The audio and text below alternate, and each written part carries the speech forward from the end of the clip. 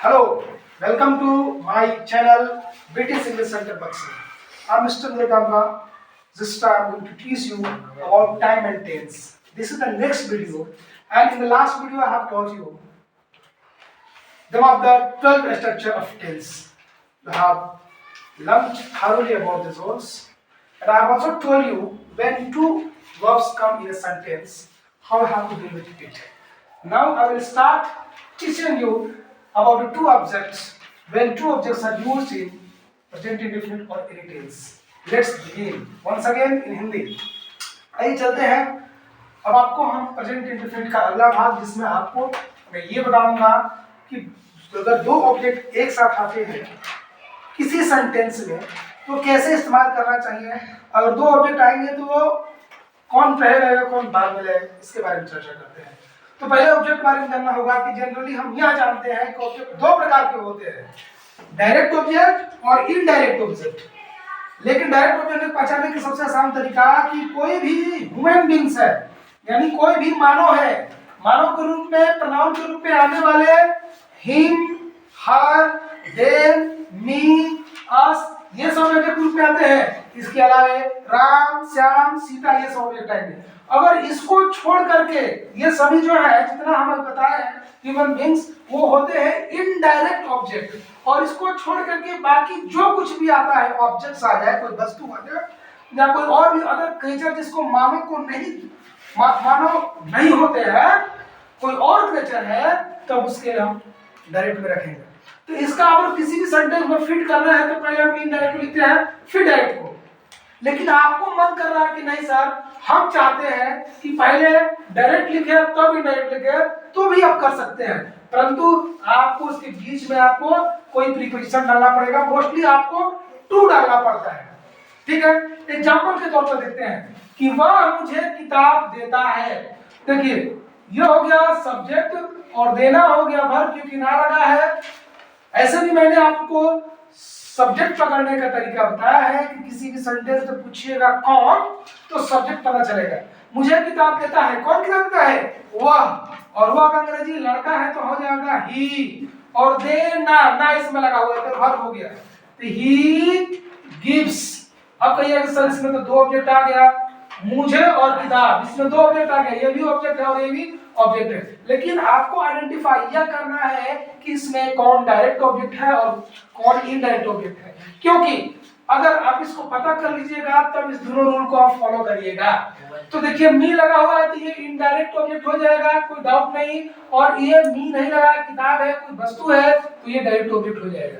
और इसको रखने का यह तरीका है कि पहले आप इन दोनों में से इनडायरेक्ट यानी पहले मी को लिखिएगा, ही गिव्स मी, और उसके बाद जो बचा है उसको लिख दीजिए. तो किताब बचा है तो ए बुक लगाना जरूरी है. केवल बुक कहिएगा तो गलती हो जाएगा क्योंकि ये कॉमन नाउन है और कॉमन नाउन को किसी भी सेंटेंस में जब वो प्लूरल नहीं रहेगा तो उसके साथ ए और एल लगाना जरूरी होगा, नहीं तो गलती हो जाएगा. तो यह एक सेंटेंस बिल्कुल सही हो गया, इसमें दो ऑब्जेक्ट हो गए. ठीक है, अब आप कहते हैं कि सर हमको मन ऐसा कर रहा है कि पहले हम डायरेक्ट ऑब्जेक्ट को रखें, तो उसको भी रख के दिखाइए. ठीक है, कोई दिक्कत नहीं. ही गिव्स ए बुक पहले डायरेक्ट हो गया और फिर टू लगा करके आप भी कर सकते हैं, कोई दिक्कत नहीं. ये भी सेंटेंस 100% सही है और ये भी सेंटेंस 100% सही है. और ये मैं प्रेजेंट इंडेफिनिट के स्ट्रक्चर में फिट किया हूं. ये किसी भी सेंटेंस के स्ट्रक्चर में जब दो ऑब्जेक्ट आता है तो इस तरह से आप फिट कर सकते हैं, इसमें कोई दिक्कत नहीं है.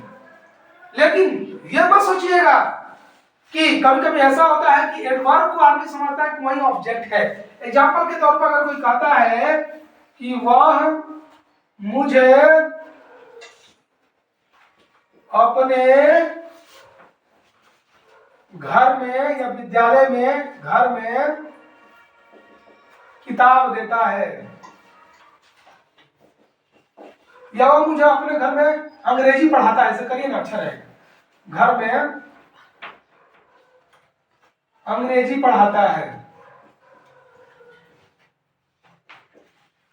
सुनिए, तो अब आप ये मत सोचिएगा कि सर ये तो सब्जेक्ट हो गया, वहां पढ़ाना वर्ब हो गया, ये ऑब्जेक्ट हो गया, और मुझे भी ऑब्जेक्ट हो गया, तो अपने घर में हो गया तो भी ऑब्जेक्टिव हो गया सर, इसमें 3 ऑब्जेक्ट हो गए। एब्सोल्युटली ऐसा नहीं होगा, एट ऑल ऐसा नहीं होगा। ये ऑब्जेक्ट नहीं है। मैं स्कूल में पढ़ता हूं, आई रीड इन स्कूल, ये बिल्कुल ऑब्जेक्ट नहीं है। इन स्कूल, ये स्कूल ऑब्जेक्ट नहीं है। I go to temple, I go to school, ये भी ऑब्जेक्ट नहीं है। दिखाते हैं आई गो टू स्कूल, तो यहां पर ये स्कूल ऑब्जेक्ट नहीं है। तो पूछिए तब है क्या सर? क्योंकि ऑब्जेक्ट को पकड़ने का तरीका मैं बता चुका हूं कि क्या कहिएगा और किसे कहिएगा तब ऑब्जेक्ट पता चलेगा। तो किसे कहने पर भी वो इनडायरेक्ट ऑब्जेक्ट पता चलता है, क्या कहने पर डायरेक्ट ऑब्जेक्ट पता चलता है। ठीक है, तो ये क्या है और ये क्या है सर?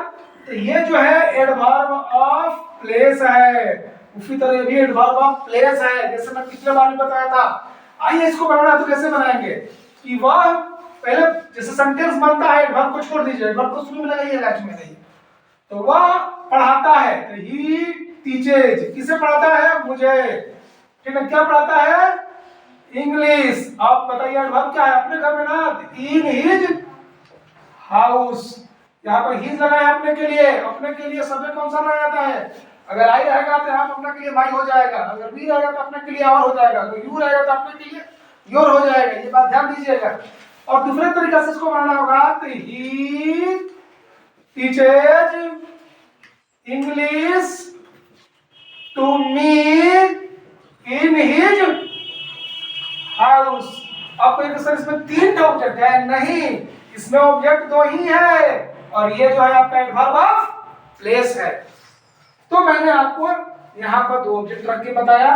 अब आप लोगों को हम प्रेजेंट इंडेफिनिट की कुछ और भी रूल है उसके बारे में बताएंगे, जिसमें पहला रूल यह है कि लिखा हुआ कि generally these adverbs, this given adverbs, जो आप नीचे कुछ लिखेंगे, this given adverbs are used in present indefinite. कभी-कभी होता क्या है कि कोई सेंटेंस दे देता है, उसमें फिल इन द ब्लैंक्स करने के लिए देता है, या सेंटेंस इनकरेक्ट देता है और उसमें पता करना होता है कि कौन सा टेंस में बनेगा। तो अभी हम इसको यहां पर बता रहे हैं, ठीक है? तो इसको देखिए, अब इसका आगे वाला रूप जो है यहां पर हम बता रहे हैं।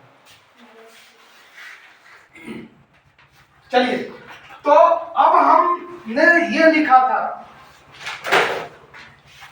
कि कुछ ऐसे एडवर्ब है जिसका प्रायः इस्तेमाल प्रेजेंट इंडेफिनिट के स्ट्रक्चर में किए जाते हैं। कभी कभी ऐसा आता है कि देता है कि fill in the blanks with appropriate form of verb, verbs, verb के appropriate form, जो उचित रूप है इसमें भरिए। तो जब इसको देखिएगा सेंटेंस को, तो आपको सबसे बड़ा कंफ्यूजन होगा कि इसमें क्या लिखे, स्पीक लिखे, स्पीक्स लिखे, स्पोक लिखे, हैज स्पोकन लिखे, इज स्पीकिंग लिखे, ये कंफ्यूजन आपके सामने है। तो इसको कैसे बनाना है? जब ऐसे सेंटेंस आते हैं तो इसमें देखिए कि क्या कोई एडवर्ब दिया हुआ है, तो हाँ एडवर्ब दिया हुआ है, इसमें ऑलवेज दिया हुआ है, इसमें नेवर दिया हुआ है। और ऊपर का ये रूल कर रहा है कि if the given adverbs are in a sentence, in the sentences, the sentence will be on the structure of present indefinite, subject, verb s और es plus object। तो ये ऑलवेज दिया हुआ है, तो एक और रहा है नियम, ये ऑलवेज दिया हुआ है, नेवर दिया हुआ है, इसका स्ट्रक्चर यही होना चाहिए। तो ही है तो स्पीक के साथ क्या लगेगा? आंसर क्वेश्चन ही हो जाएगा, आंसर में स्पीक्स कर दीजिएगा, ये काम बन जाएगा, इसका आंसर बिल्कुल सही हो जाएगा। उसी तरह आप चलिए इसमें अगर यू दिया है, नेवर दिया है, तो इसी का स्ट्रक्चर बनेगा। तो यू रहता है तो वर्ब का पहला रूप रहता है, या पहला रूप दिया भी है, तो यहाँ पे आंसर में क्या हो जाएगा? कुक का कुकी हो जाएगा, कोई दिक्कत नहीं। कभी कभी होता क्या है कि सेंटेंस को इनकरेक्ट देता है और बोलता है कि करेक्ट दिस सेंटेंसेज। तो आइए जैसे दिया कि you seldom came to me, इसमें यह हुआ कि आप शायद ही मेरे घर आते हैं, लेकिन आते हैं होगा, आते तो दिया हुआ है। इसमें केम दिया हुआ है, यानी कि आप जब सेल्डम दिया हुआ है, इसमें ट्वाइस अ डे दिया हुआ है, तो इस सेंटेंस का स्ट्रक्चर किसी और में नहीं बल्कि प्रेजेंट इंडेफिनिट में होना चाहिए। अर्थात ये जो क्वेश्चन है इसका आंसर में करिएगा कि you seldom come to me. उसी तरह इसमें देखिए, इसमें ट्वाइस अ डे दिया हुआ है, और twice a day, twice a month, thrice a month. Twice a day मतलब दिन में 2 बार, थ्राइस अ मंथ मतलब महीना में 3 बार, ट्वाइस एन आवर मतलब 1 घंटा में 2 बार, इस तरह से होता है। तो इसमें भी प्रेजेंट इंडेफिनिट हो गया होगा, जबकि हो गया she watches movies twice a day. ये आपका बिल्कुल सही हो जाएगा, ये क्वेश्चन हो जाएगा और ये आपका आंसर हो जाएगा। तो ये आपका रहा इस प्रेजेंट इंडेफिनिट का एक्स्ट्रा रूल में पहला। अब दूसरे में हम लोग ये जाने कि जो भी यूनिवर्सल ट्रूथ के सेंटेंस होते हैं उसको भी हम बनाते हैं प्रेजेंट इंडेफिनिट या सिंपल प्रेजेंट के स्ट्रक्चर से। इसमें जो स्ट्रक्चर्स लगेंगे वो हो जाएंगे सब्जेक्ट वर्ब एस या एस प्लस ऑब्जेक्ट, या फिर subject is are am plus complements, is are am plus complement. अब आपको हमको समझाना यह है कि यूनिवर्सल ट्रूथ होता क्या है। सार्वभौम सत्य, हिंदी में इसको बोलते हैं सार्वभौम सत्य, जिसे पूरी दुनिया सही मानती है। ऐसा नहीं है कि अगर हम कहते हैं कि सूरज पूरब में उगता है और मेरा कोई दुश्मन रहेगा या मुझे देखकर जलने वाला कोई रहेगा तो बोलेगा कि नहीं ये झूठ बोल रहे हैं, सूरज पूरब में नहीं उगता है। ऐसा हो ही नहीं सकता। मेरा दुश्मन भी रहेगा तो भी कहेगा कि मैं सही बोल रहा है। यानी कि ऐसा चीज जिसे पूरी दुनिया सत्य मानती है, जैसे हम कहेंगे ईमानदारी एक अच्छी नीति है, तो ये हम गलती नहीं बोल रहे हैं, ये यूनिवर्सल ट्रुथ है। जैसे हम कहेंगे कि वाटर 100 डिग्री सेल्सियस पर बॉयल होता है, तो हम झूठ नहीं बोल रहे हैं, वो सबके लिए अप्लाई होता है। कोई भी 100 डिग्री सेल्सियस पर वाटर को रखेगा तो बॉयल होने लगेगा। तो इस तरह की अगर सेंटेंस आते हैं तो उसको या तो इस स्ट्रक्चर को या तो ये स्ट्रक्चर पर, जैसे आपको एग्जांपल पर दे भी सकता है फिल इन द ब्लैंक्स में करने के लिए कि ऑनेस्टी, और यहाँ पर बी दे देगा the best policy, the best policy. अब आपको दिक्कत ये होगा कि सर बी का मतलब क्या होता है। ये बी फॉर्म है जिसमें होता है आर एम, ऐसा होता है, ठीक है। ये V1 इसको मान लीजिए, इसका V2 हो जाएगा वाज वर, और V3 हो जाता है ड्रिंक, और V4 हो जाता है सॉरी ये बीन होता है, और V4 हो जाएगा ड्रिंक, और V5 हो जाएगा इज। उसी तरह होता है डू का भी, do did, done, doing, done। उसी तरह have का भी फॉर्म होता है have, had, had, having, और यहाँ पर had, ठीक है। तो यहाँ पर बी फॉर्म में ई जा रही समझिएगा, किसी किसी में वाई वर्ब भी होता है। तो आपको इसको क्वेश्चन का आंसर लगाना होगा तो क्या लगाएंगे आप, इच, ठीक है। अगर अगला वाक्य आपको दे दिया द सन, खाली स्थान, राइज इन द ईस्ट, तो ध्यान देना होगा यहाँ पर राइज दिया हुआ है, आप इसको इस स्ट्रक्चर पर फॉलो होगा, ये वाला इस स्ट्रक्चर पर था। तो आपको सोचना है कि सूरज पूरब में उगता है, ये सेंटेंस बिल्कुल यूनिवर्सल ट्रुथ है, तो प्रेजेंट इंडेफिनिट नहीं बनेगा। तो इसका क्वेश्चन का आंसर हो जाएगा राइज के जगह पर राइजेज, क्योंकि ये सन जो है थर्ड पर्सन सिंगुलर नंबर है। तो हम अभी इसमें एक्स्ट्रा रूल में 2 रूल देखे हैं, अभी और इसमें रूल बाकी है। I will tell you about the next rule in the next video. Thank you so much.